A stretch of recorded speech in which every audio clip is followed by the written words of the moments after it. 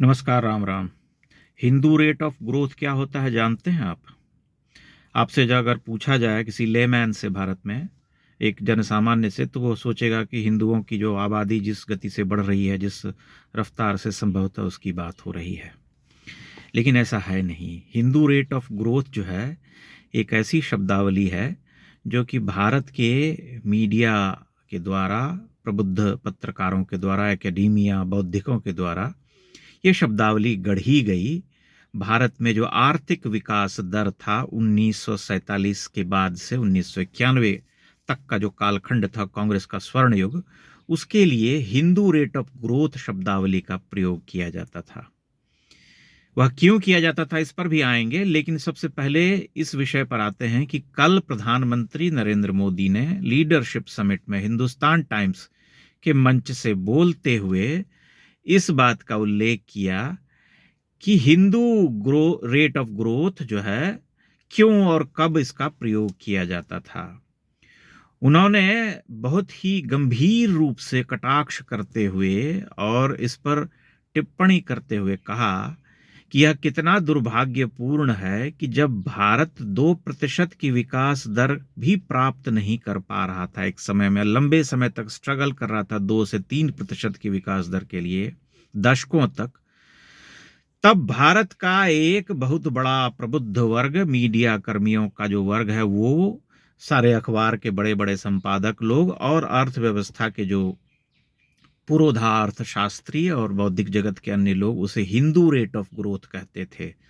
वो इसलिए कहते थे ताकि भारत की जो बहुसंख्य जनता है हिंदू, जो कि इस देश को एक तरह से एक मुखौटा प्रदान करती है, जो जनता जिससे दुनिया में इसकी पहचान होती है कि भारत जो है मूलतः हिंदुओं का देश है, उसे बदनाम किया जा सके, उसे डिफेम किया जा सके, उसके बारे में यह फैलाई जा सके बात कि हिंदू जो है एक पतनशील, पतनोन्मुख और एक ऐसी जाति है जो कभी विकास नहीं कर सकती, जिसने विकास कभी नहीं देखा, जिसने प्रगतिशीलता क्या है ये कभी नहीं जाना। ये उसी मैकॉलेवादी शिक्षा व्यवस्था और उसी शिक्षा व्यवस्था से पनपे जो लोग हैं उनके द्वारा गढ़ी गई शब्दावली थी। और आश्चर्य की बात है कि प्रधानमंत्री ने इस पर हंसते हुए ये भी कहा कि अब जो है भारत की पहचान एक ग्लोबल पावर, ग्लोबल इंजन के रूप में होती है। अब शब्दावली बदल गई है, अब उसे हिंदू रेट ऑफ ग्रोथ नहीं कहा जाता है। वह इसलिए नहीं कहा जाता है क्योंकि भारत की अर्थव्यवस्था जो है 7-8% की गति से आगे बढ़ रही है और इस समय विश्व की सबसे तेज गति से आगे बढ़ने वाली अर्थव्यवस्था है। अब चूंकि सबसे तेज गति से आगे बढ़ने वाली अर्थव्यवस्था है, इसलिए उसे हिंदू रेट ऑफ ग्रोथ कहने पर एक समस्या ये हो जाएगी कि पूरी दुनिया जो है उसे हिंदुओं का देश मान करके यह मान लेगी कि ये जो ग्रोथ रेट है यह पूरी तरह से हिंदुओं की दी हुई है, हिंदू जाति ही उसका प्रतिनिधित्व करती है। लेकिन ऐसा कहना जो है खतरे से खाली है नहीं है, क्योंकि हिंदू तो ग्रोथ रेट ऑफ ग्रोथ जो है वह हमेशा उसकी पतनशीलता से जोड़ करके देखा जाता था कि हिंदू मतलब देश अगर पराधीन है, देश गुलाम है, देश पिछड़ा है, देश जातिगत भेदभाव में डूबा हुआ है, हिंदू नंगे रहते हैं, हिंदू मंत्र पढ़ने वाले बाबा जी हैं, तो हिंदू रेट ऑफ ग्रोथ है। लेकिन जैसे ही वह हिंदू रेट ऑफ ग्रोथ नहीं है, कब नहीं है? जब देश जो है प्रगति के रास्ते पर आगे बढ़ जाता है, दंदनाता हुआ ग्लोबल पावर के रूप में उसकी पहचान होने लगती है। आप इस तथ्य को समझिए कि पिछले कुछ दिनों में प्रधानमंत्री ने इन मैकाले पुत्रों के मंच पर खड़े होकर के ही उनकी ही दुखती रग को छेड़ दिया, उनके उस नस को पकड़ लिया है जो उन्हें सबसे अधिक तकलीफ दे सकती है। पिछले दिनों रामनाथ गोयनका स्मृति व्याख्यान माला जो थी उसमें खड़े होकर के उन्होंने कहा था कि 10 वर्ष में मैकॉलेवादी शिक्षा व्यवस्था को हम नष्ट करना चाहते हैं, कर देंगे, आपका सहयोग चाहिए।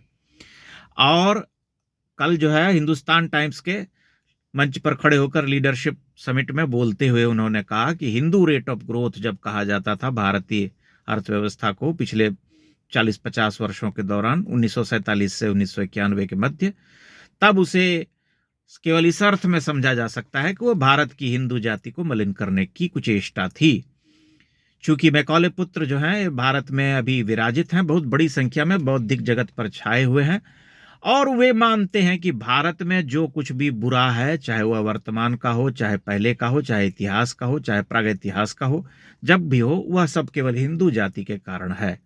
यानी यह देश जो है, इसने कभी कुछ अच्छा अगर देखा तो वह हिंदुओं के कारण नहीं देखा, किसी अन्य लोगों के कारण देखा। इतिहास में भी यही बात पढ़ाई गई लंबे समय तक। अब चूंकि इतिहास का पुनर्लेखन या सुधार कार्य चल रहा है तो ये तिलमिला रहे हैं, लेकिन सत्य तो यही है कि हमेशा इस जाति को बदनाम किया गया, इसे पतनोन्मुख, पतनशील और एक ऐसी जाति के रूप में चित्रित किया गया जो कि बहुत ही अंधविश्वासी, रूढ़, मूढ़ और एक ऐसी जाति थी जो कभी भी समतामूलक समाज का निर्माण जो है नहीं कर पाई। वह तो एक आक्रमणकारियों का जब यहाँ दल आया तब उसने जो है भारतीय जाति व्यवस्था और सबको छिन्न भिन्न करके सबका समावेश कर लिया। लेकिन सत्य यह है कि जब अंग्रेज यहाँ नहीं आए थे तब भारत सबसे तेज, सबसे विशाल अर्थव्यवस्था हुआ करती थी इस देश की। सभी विश्व के जितने भी अर्थशास्त्री हैं सभी सत्य से परिचित हैं कि भारत की जीडीपी कितनी होती थी अंग्रेजों के आने से पहले, और जब मुगल नहीं आए थे उससे पहले और भी अधिक थी। मुगलों के आने के बाद वह कम हुई, लेकिन तब भी 20% से अधिक हुआ करती थी। तो ये सत्य है इतिहास का। लेकिन आज़ादी के बाद चूंकि भारत का पूरी तरह से कहते हैं ना कि सब कुछ चूस लिया गया था, सार ले लिया था अंग्रेजों ने, लूट लूट करके इसे जो है नंगा कर दिया, इस देश को खजाना सब खाली कर दिया। उसके बाद नए सिरे से देश का निर्माण हुआ तो विकास की रफ्तार धीमी थी और उनकी अपनी सीमाएं भी थी। उन नेताओं की समाजवादी इकॉनमी का सपना देखते थे तो उसी हिसाब से आगे बढ़ते थे, उनकी लाल फीताशाही भी चलती थी। तो जो भी स्थिति थी उससे पहचानते हुए और ये जानते हुए कि उनके प्रिय नेताओं का साम्राज्य है, उन नेताओं को बचाने के लिए और उनकी छवि को बेदाग रखने के लिए उसे यह शब्द दे दिया गया कि हिंदू रेट ऑफ ग्रोथ है।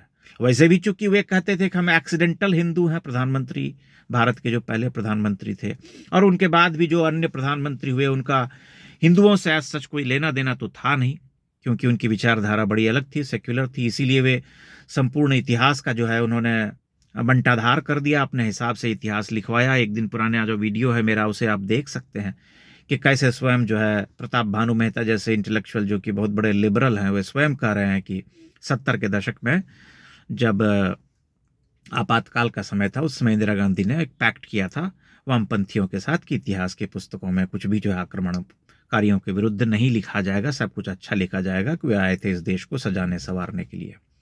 तो उसी तरह का इतिहास लेखन हुआ। इसलिए जो कुछ भी खराब था, जो कुछ भी बुरा था, जो भी घटिया था, वह सब कुछ हिंदुओं की देन के कारण था। इसलिए हिंदू रेट ऑफ ग्रोथ था। और अब चूंकि अच्छा हो रहा है, अर्थव्यवस्था बहुत तेज गति से आगे बढ़ रही है और वैश्विक पहचान भारत की बदल रही है, इसलिए वह ग्लोबल पावर है, ग्लोबल इंजन है।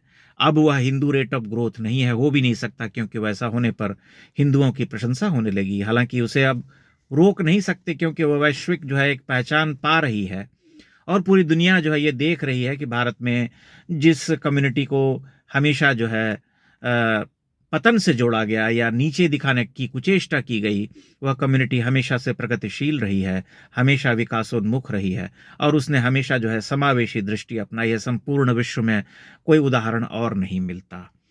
लेकिन यह बात बहुत महत्वपूर्ण इसलिए है कि प्रधानमंत्री अब घूम घूम करके उन मंचों से अपनी बात कह रहे हैं जिन मंचों पर खड़े हो करके इस तरह की बात करना पहले संभव नहीं था, क्योंकि वहां पर अधिकांश लोग जो हैं उसी मानसिकता के हैं जिन्होंने इस Hindu rate of growth terminology को पहले गढ़ा।